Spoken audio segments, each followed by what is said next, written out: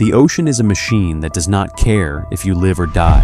When an engine fails or a hull breaches, the clock starts ticking. Survival becomes a brutal test of preparation against the elements.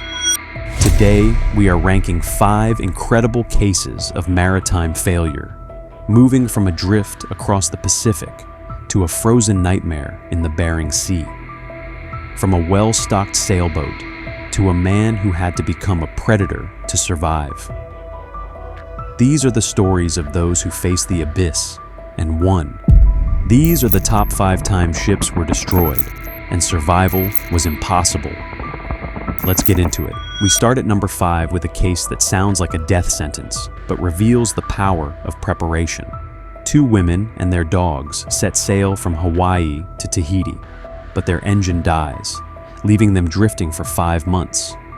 Look at the footage of their rescue by the US Navy.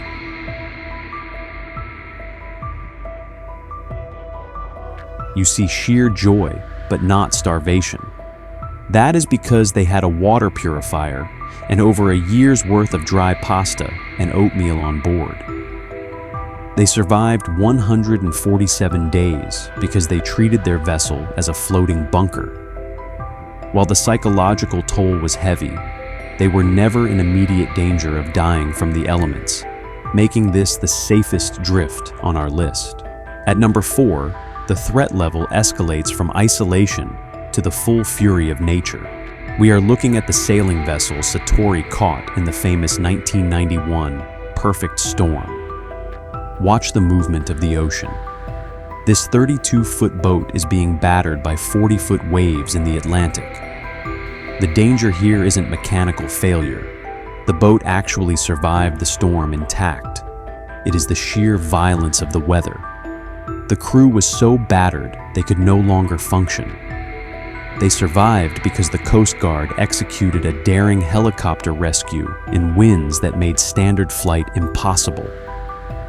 It serves as a reminder that even a seaworthy boat is no match for a perfect storm. From the open Atlantic, we move to number 3, where the timeline for survival shrinks from days to seconds.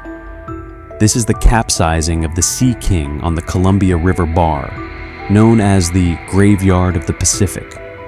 Look closely at the moment the wave hits.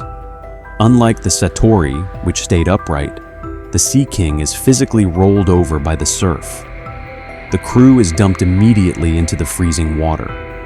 There is no time for rafts or radios. They survived because the failure happened close to shore, allowing a rapid response. But for those few minutes in the churning surf, death was a statistical probability. At number 2, we enter a frozen trap. The Alaskan Monarch runs hard aground in the Bering Sea.